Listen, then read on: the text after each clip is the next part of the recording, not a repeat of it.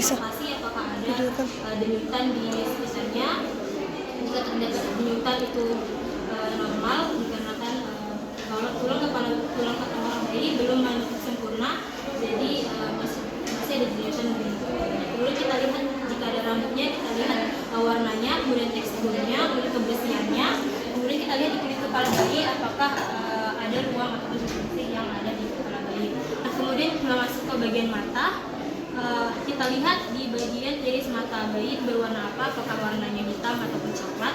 Kemudian di bagian sklera mata apakah dia berwarna putih, itu normal. Jika ada kekuningan berarti bisa dicurigai bahwa bayi ini mengalami penyakit kuning atau jaundice. Nah, kemudian kita gunakan dengan bantuan pen light itu untuk mengetes respon cahaya terhadap mata bayi. Itu kita gunakan pen light, kemudian kita lewatkan sekilas saja pada mata bayi. Nah, kemudian itu pupil bayi normalnya itu jika terkena cahaya akan mengecil, kemudian akan kembali membesar. Kemudian lanjut pada bagian hidung, kita lihat lubang hidungnya simetris atau tidak, kemudian adakah sektat di dalamnya. Jika ada bisa kita bantu untuk membersihkannya. Kemudian bisa kita lihat juga apakah bayi pola nafas pernah menggunakan pernafasan cuping hidung atau tidak. Jika bayi selalu menggunakan pernafasan cuping hidung, itu bisa kita curigai bahwa disertai dengan mengangkatnya bahu, itu bisa kita curigai bayi mengalami sesak. Nah, jika ya pada di sini kita lihat bayinya berangsur dengan normal. Nah, kemudian di bagian mulut dan tenggorokan, kita lihat di bagian mulutnya itu kering atau lembab, kemudian adakah pecah-pecah, kemudian simetris atau tidak. Kemudian kita palpasi bagian dalam mulut bayi. Nah, itu bisa untuk mengetahui apakah ada sumbing atau tidak.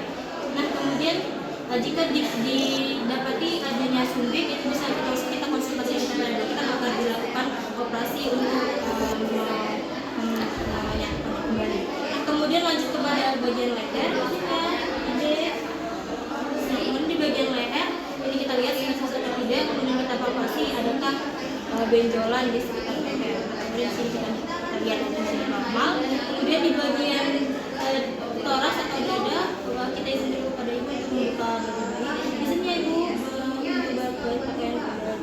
pakaian bayi ini untuk saya buka dulu. Ya deh. Nah, kemudian kita lihat di bagian dada bayi. Nah, itu kita lihat dulu apakah simetris atau tidak. Kemudian kita palpasi saat ekspansi dada bayi normal atau tidak, mengembang dengan sempurna atau tidak. Ekspansi dada adalah berkembangnya paru-paru saat bayi menarik nafas. Nah, itu kita lihat itu mengembang dengan sempurna atau tidak. Nah, kita lihat di sini keadaannya normal. Kemudian kita gunakan stetoskop untuk membantu mendengarkan suara nafas pada paru-paru bayi. Nah, kita dengar di sini bunyi paru-parunya. Jika normal itu bunyi vesikular, kemudian jika ada bunyi ronkiat, ditemukan ronkiat atau noisy, itu bisa kita curigai bahwa bayi ada sumbatan atau penumpukan sekret di paru-paru bayi. Nah, itu bisa kita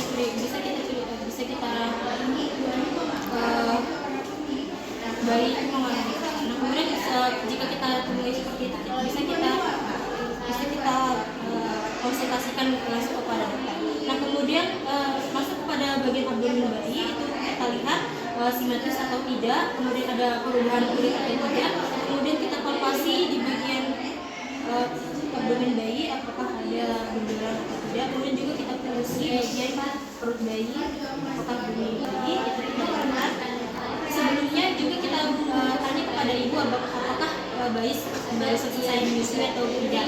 Jika sudah menyusui berarti bunyinya itu seperti padat karena isi susu. Kemudian kita gunakan berarti sudah menyusui. Nah, kemudian kita lihat di bagian pusarnya ini ada infeksi atau tidak. Nah, kita lihat di sini merah warna seperti biasa, berarti normal, tidak ada tanda-tanda infeksi. Nah kemudian masuk ke bagian genitalia. Nah kita lihat di sini jenis kelaminnya itu laki-laki. Nah kemudian kita lihat sesuai atau tidak lubangnya, lubang uretra di bagian manisnya. Nah kemudian kita lihat di skrotum bayi itu sudah turun apa belum. Nah kemudian kita lihat kebersihannya. Nah kemudian kita cek juga di bagian anus bayi. Nah itu ada di beberapa kasus bayi tidak memiliki lubang anus, itu namakan atresia ani. Nah jika kita temukan kasus yang seperti itu, bisa langsung kita konsultasi kepada dokter apabila akan yang kemudian akan dilakukan pemberian pembuatan lubang anus pada bayi. Nah kemudian kita terlebih dahulu pakaiannya agar bayi tidak merasakan dingin.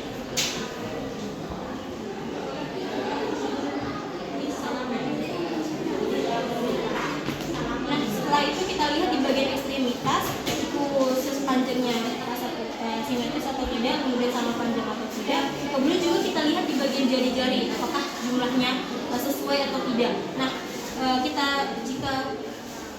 kita lihat di sini jari-jarinya pas ini 10. Kemudian kita lihat juga di bagian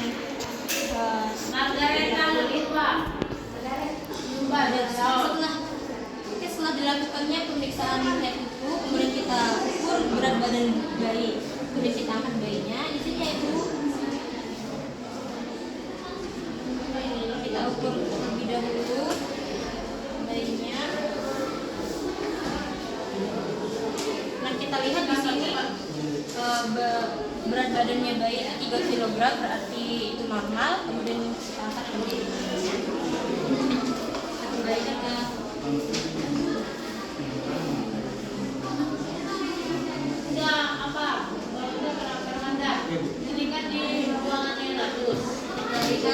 kemudian kita ukur panjang bayi. Kita lihat itu 50 cm, itu berarti normal ya. Kemudian kita lanjut pada lingkar kepala bayi.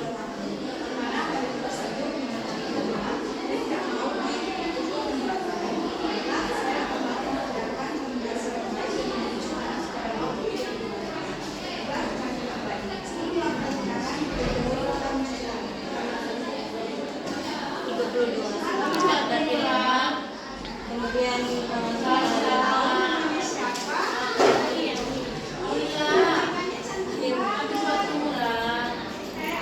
melakukan pemeriksaan Denver, kemudian kita komunikasikan lagi kepada ibu, kepada orang tua.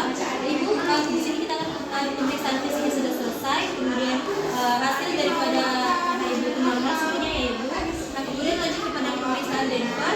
Nah di sini kita kita akan melakukan pemeriksaan perkembangan dengan metode Denver. Itu bertujuan untuk memantau apakah mendeteksi dini apakah anak ibu mengalami kemunduran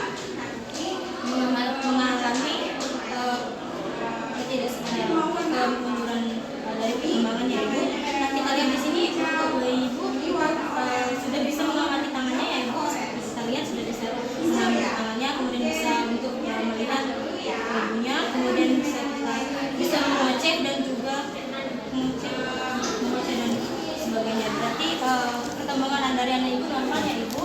Kemudian saya kira sudah selesai untuk hari ini ya ibu. Perkembangannya mau selesai.